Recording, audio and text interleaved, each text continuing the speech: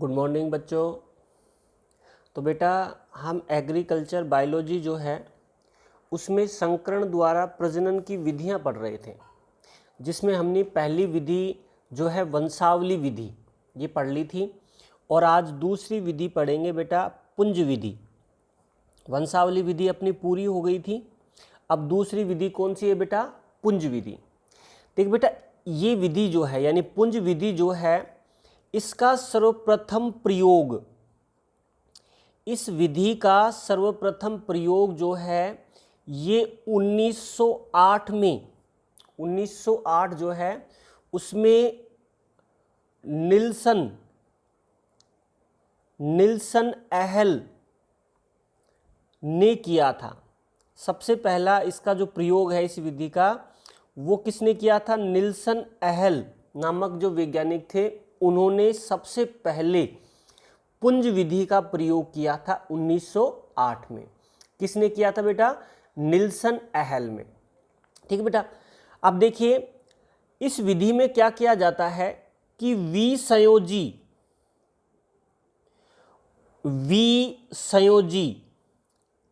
का मतलब होता है पृथक किए हुए। विसंयोजी जो पीढ़ी हैं उनको पुंज में उगाया जाता है। विसंयोजी यानी पृथक की हुई जो पीढ़ियां हैं उनको पुंज यानी समूह में उगाया जाता है। ठीक है। तथा F2 पीढ़ी या उसके बाद की जो पीढ़ी होती हैं, F2 पीढ़ी या उसके बाद की जो पीढ़ी है उन पीढ़ियों में उन्नत पौधों का चयन करके, उन्नत पौधे जो हैं उनका चयन किया जाता है। F2 पीढ़ी या उसके बाद की जो पीढ़ियां हैं उनमें उन्नत पौधों का चयन किया जाता है। ठीक है। और फिर उनका मूल्यांकन किया जाता है। भाई F2 पीढ़ी या उसके बाद की जो पीढ़ियां हैं उन पीढ़ियों में उन्नत पौधों का चयन किया जाएगा और फिर उनका क्या किया जाएगा बेटा? मूल्यांकन किया जाता है। ये है पुंज विधि जिसका सर्वप्रथम प्रयोग निल्सन एहल के द्वारा किया गया 1908 में। और इसमें विसंयोजी जो पीढ़ियां हैं, पृथक जो पीढ़ियां हैं उनको पुंज में उगाया जाएगा और F2 पीढ़ी या उसके बाद की जो पीढ़ियां हैं उनमें उन्नत पौधों का चयन कर उनका मूल्यांकन किया जाएगा। ठीक है बेटा। अब देखिए जो पुंज विधि है उसकी प्रक्रिया क्या है, यानी कैसे पुंज विधि जो है वो की जाती है, तो हम पढ़ेंगे पुंज विधि जो है उसकी प्रक्रिया। बेटा देखिए ये वंशावली जो विधि है उसके लगभग समान विधि है ये। अब देखिए इसमें कैसे होता है। सबसे पहले आता है प्रथम वर्ष।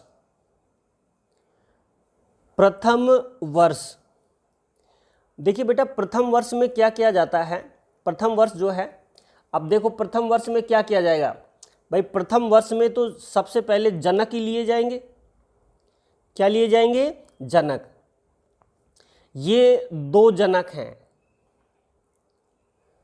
प्रथम वर्ष में चयनित जो जनक हैं, जो चुने हुए जनक हैं P1 और P2, उनके बीच संकरण करवाया जाएगा। प्रथम वर्ष में जो चुने हुए जनक है उनको उनका संकरण किया जाएगा। यानी इस वर्ष में क्या किया जाएगा? चुने हुए जनक जो हैं उनके मध्य क्या करवाया जाएगा बेटा? संकरण करवाया जाएगा। चुने हुए जनकों के मध्य क्या करवाएंगे? संकरण। हमने P1 व P2 जनक चुन लिए और उनके बीच में क्या करवा दिया हमने बेटा? संकरण करवा दिया। ठीक है बेटा। अब ये तो हो गया प्रथम वर्ष। अब उसके बाद आता है द्वितीय वर्ष।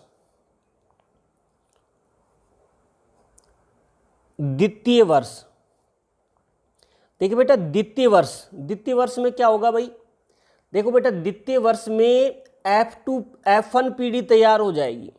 कौन सी पीढ़ी तैयार हो जाएगी? F1। यानी जनक जो हैं उनके बीच में जब हमने संकरण करवाया तो द्वितीय वर्ष जो है वो हमें क्या प्राप्त हो गई? F1 पीढ़ी जो है ये प्राप्त हो जाती है। क्या प्राप्त हो जाती है? F1 पीढ़ी। अब F1 पीढ़ी को कैसे उगाया जाता है? F1 पीढ़ी जो है उनके जो पौधे होते हैं उन्हें उचित दूरी पर उगाया जाता है। F1 पीढ़ी के जो पौधे यानी जनकों से जो बीज हमें प्राप्त हुए हैं उनको उचित दूरी पर उगाया जाता है और सभी जो बीज हैं उनको पुंज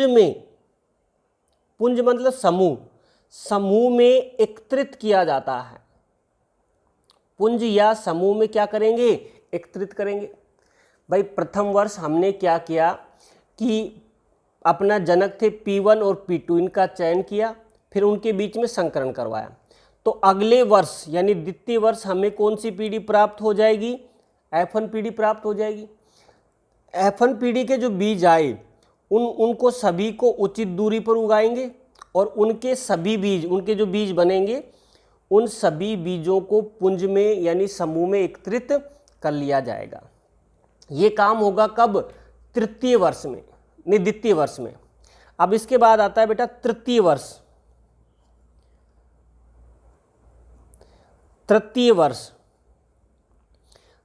वर्ष जो है अब इसमें क्या प्राप्त हो जाएगी बेटा?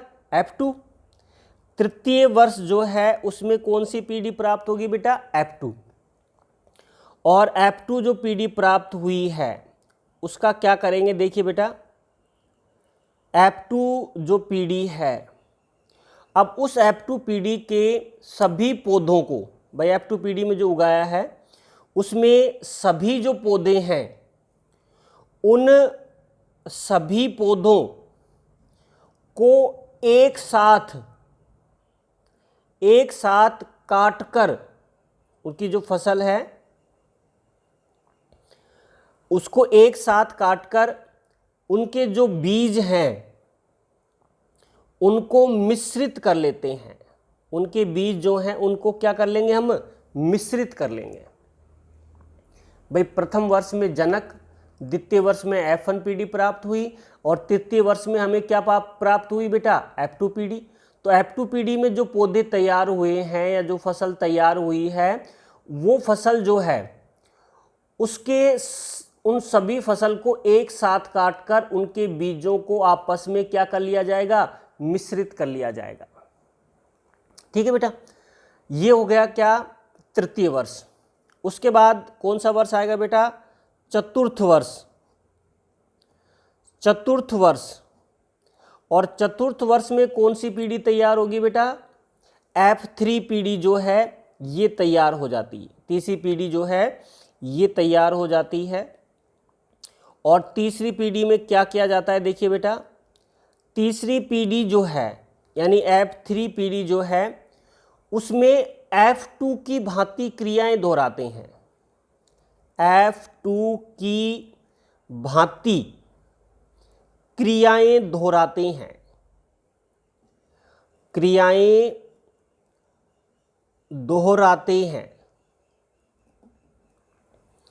F2 की भांति क्रियाएं दोहराते हैं। भाई जो F2 में हमने की थी यानी सभी जो फसल थी, पौधे थे, उनको एक साथ कर काटा और उनके बीजों को क्या कर लिया जाता है?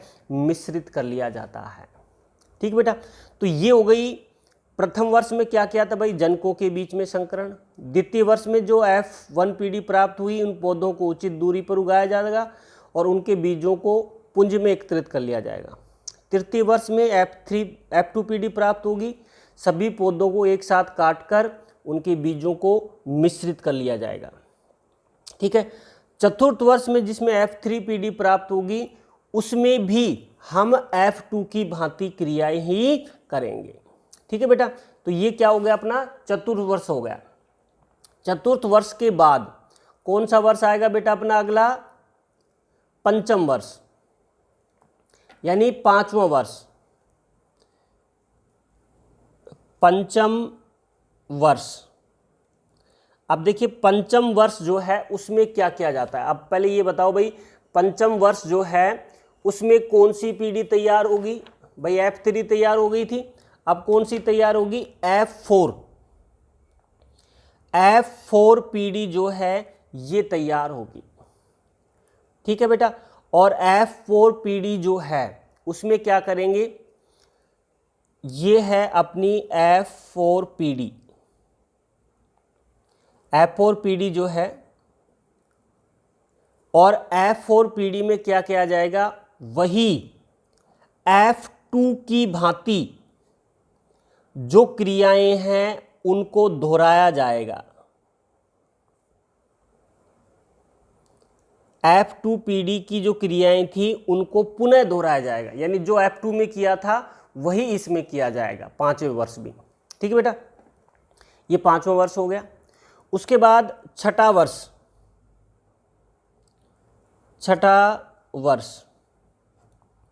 और छठे वर्ष में कौन सी पीढ़ी तैयार होगी बेटा? F5। कौन सी पीढ़ी बनेगी? F5 पीढ़ी बनती है।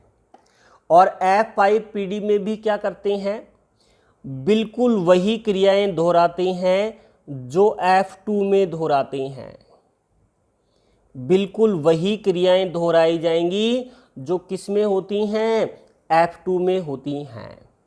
यानी F2 की जो क्रियाएं होती हैं उन सभी क्रियाओं को पुनः दोहराया जाएगा, ठीक है बेटा। तो F3 में, F4 में, F5 में वही क्रियाओं को पुनः दोहराया जाता है। ये क्या हो गया बेटा?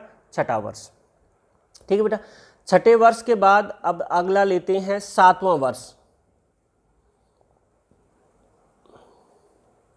7वां वर्ष, देखिए 7वां वर्ष में कौन सी पीढ़ी तैयार होगी बेटा?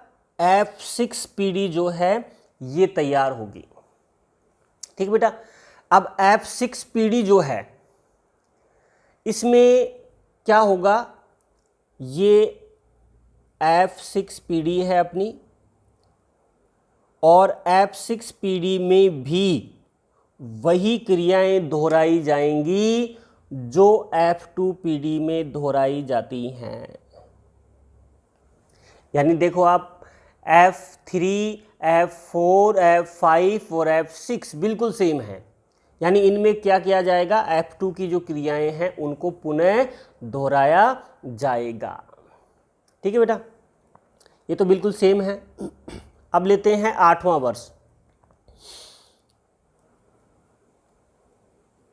8वां वर्ष, और 8वें वर्ष में कौन सी पीढ़ी प्राप्त होगी बेटा? F7 जो पीढ़ी है ये हमें प्राप्त होती है। F7, अब देखिए बेटा F7 में क्या किया जाएगा? ये थोड़ी सी अलग है, वो सेम नहीं है बिल्कुल। F7 में क्या किया जाएगा? ये अपनी F7 पीढ़ी है, और F7 पीढ़ी में क्या किया जाएगा कि 25 से 35,000, समझना बेटा एक बार, 25 से 35,000 जो पौधे हैं, 25 से 35,000 पौधे को उचित दूरी पर उगाते हैं। उनको कहाँ उगाएंगे? उचित दूरी जो है उसमें उगाते हैं। किस में उगाएंगे? उचित दूरी पर। और उनमें से 500 से 5,000 अच्छे लक्षणों वाले पौधे जो हैं उनका चयन किया जाएगा। भाई F7 में हमने क्या किया कि 25 से 35,000 जो पौधे हैं उनको उचित दूरी पर उगाया हमने। फिर उनमें से 500 से 5,000 उन्नत लक्षणों वाले जो पौधे हैं उनका चयन किया जाएगा। उन पौधों का क्या किया जाएगा? चयन किया जाता है, ठीक है। चयन करने के बाद उनके बीज जो हैं, उनके जो बीज हैं उनको अलग अलग रखा जाता है। उनके बीजों को क्या करेंगे? अलग अलग रखेंगे। देखिए इससे पहले जो था वो हमने क्या कर रहे थे, बीजों को एक साथ रख रहे थे, जबकि इसमें क्या किया जाता है कि 500 से 5000 जो अच्छे लक्षण वाले पौधे हैं उनके बीजों को अलग अलग रखा जाता है। ये हो गया 8वां वर्ष। तो 8वां वर्ष में हमने क्या किया बेटा कि 25 से 35,000 पौधों को उचित दूरी पर उगाया। उनमें से 500 से 5000 पौधे जो हैं उनमें उन्नत लक्षणों वाले पौधों का चयन किया और उनके बीजों को अलग अलग रखते हैं। ठीक है बेटा। अब आता है 9वां वर्ष। 9वां वर्ष, देख बेटा 9वां वर्ष जो है, और 9वें वर्ष में कौन सी पीढ़ी प्राप्त होगी बेटा, F8 पीढ़ी जो है ये हमें प्राप्त होगी, F8 पीढ़ी। अब देखिए बेटा F8 पीढ़ी जो है उसको कैसे लिखते हैं, ये है F8 पीढ़ी, और ये जो बना है इसको आप थोड़ा ध्यान देना कि ये पिछले भी आया था, और इसका मतलब ये होता है कि ये जो बीज प्राप्त हुए हैं इन्हें एकल पादप संतति, एकल पादप संतति में उगाते हैं, एकल पादप संतति में उगाते हैं, और अच्छे पादप जो हैं उनका चयन कर, अच्छे पादपों का चयन कर उनके जो बीज हैं उनको अलग अलग कर लिया जाता है। एकल पादप संतति एक एक करके उनको उगाया जाता है, और अच्छे पौधे जो हैं उनका चयन किया जाएगा और उनके बीजों को अलग अलग कर लिया जाता है। ये कौन सा वर्ष आ गया बेटा, 9वां वर्ष।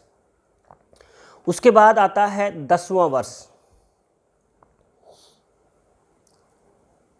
10वां वर्ष, और 10वें वर्ष में कौन सी पीढ़ी बनेगी बेटा, F9 बनती है।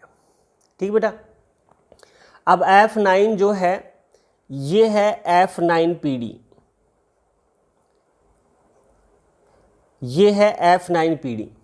इसमें जो चयन संतति है उसको प्रारंभिक, चयन संतति जो है उसको प्रारंभिक उपज परीक्षण, उपज परीक्षण में उगाते हैं। बेटा ये वंशावली विधि में भी आया था, इसको किस में उगाएंगे हम, प्रारंभिक उपज परीक्षण में उगाते हैं। ठीक है। और जो प्रचलित किस्म है, जो प्रचलित किस्म है उसको मानक के रूप में लगाते हैं, एक मॉडल या मानक के रूप में लगाते हैं। भाई प्रारंभिक उपज परीक्षण में लगाया, और जो किस्म तैयार हुई है उसको किस रूप में लगाएंगे बेटा, मानक किस्म के रूप में लगाते हैं।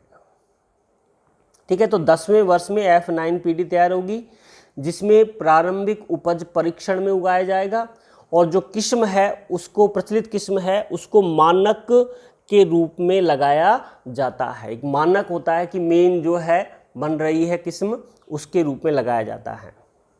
ठीक है बेटा। ये क्या हो गया, 10वां वर्ष। अब आता है 11वें से 13वां वर्ष। 11वें से 13वां वर्ष, 11वें से 13वां वर्ष। अब इसमें कौन कौन सी पीढ़ी प्राप्त होगी बेटा, देखिए बेटा 11वें वर्ष में क्या प्राप्त होगी, F10। 12वें में क्या प्राप्त होगी, F11। और 13वें में कौन सी प्राप्त होगी बेटा, F12। तो ये पीढ़ियां बनेंगी, F10, F11 और F12 पीढ़ियां जो हैं ये बनेंगी। ठीक है बेटा। अब 11वें वर्ष जो है इसमें क्या किया जाता है बेटा, इसको थोड़ा ध्यान देना। 11वें वर्ष में, 11वें से 13वें वर्ष में, और ये जो पीढ़ियां हैं उनको इस रूप में दर्शाया जाता है। ये पढ़ा होगा भी आपने वंशावली विधि में कि इनको इस तरह उगाया जाता है। इस तरह का मतलब क्या हुआ कि इसमें क्या किया जाता है कि सर्वोत्तम संतति, या मैं ये कह सकता हूँ सबसे उत्तम संतति जो है, सबसे उत्तम संतति जो है उसको उपज परीक्षण में शामिल किया जाता है। किस में शामिल किया जाएगा बेटा? उपज परीक्षण में शामिल किया जाता है।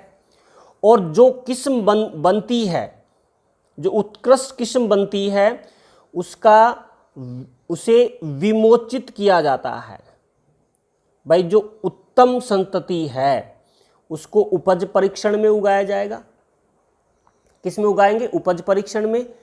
और उत्कृष्ट संतति को किस्म के रूप में विमोचित किया जाता है। किस्म के रूप में क्या करेंगे? उसको विमोचित। 11वें से 13वें वर्ष। ठीक है बेटा, तो ये हो गया 11वां से 13वां वर्ष। अब इसके बाद अपना लास्ट जो आता है, 11वें से 13 वर्ष के बाद जो लास्ट है, और वो लास्ट है 14वें वर्ष। लास्ट जो है बेटा अपना वो है 14वां वर्ष, 14वें वर्ष। और 14वें वर्ष में बेटा कौन सी पीढ़ी प्राप्त होगी? भाई F12 तो हो गई।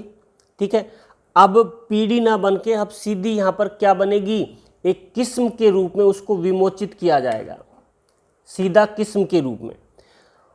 और इसको बड़े पैमाने पर उगाया जाता है। इसको क्या उगाएंगे हम? बड़े पैमाने पर इसको उगाया जाता है। ये जो किस्म है अब इसको बड़े पैमाने पर, और बड़े पैमाने पर क्यों उगाया जाएगा? ताकि बीजों का गुणन कर सकें। भाई गुणन का मतलब क्या होगा? उसकी संख्या में वृद्धि कर सकें। तो विमोचित किए गए जो बीज हैं, जो विमोचित हमने किए थे, ये विमोचित बीजों का गुणन किया जाएगा। भाई बड़े पैमाने पर उगाया जाएगा यानी गुणन किया जाएगा। और फिर उसका क्या किया जाता है? वितरण किया जाता है। 14वें वर्ष जो बीज हैं, विमोचित बीज हैं, उनका गुणन किया जाएगा और उनका क्या किया जाएगा? वितरण किया जाता है। तो 14वें वर्ष बीजों का क्या होगा बेटा? गुणन होगा और क्या होगा? वितरण होगा। ठीक बेटा, तो ये दूसरी विधि हो गई अपनी पुंज विधि। तो 2 विधियां कर ली बेटा, और इनको घर पे पढ़ना, अच्छे से समझना। बहुत इंपॉर्टेंट विधि हैं और पूछी भी जाती हैं। ठीक है बेटा, तो आज के लिए इतना ही। Thank you.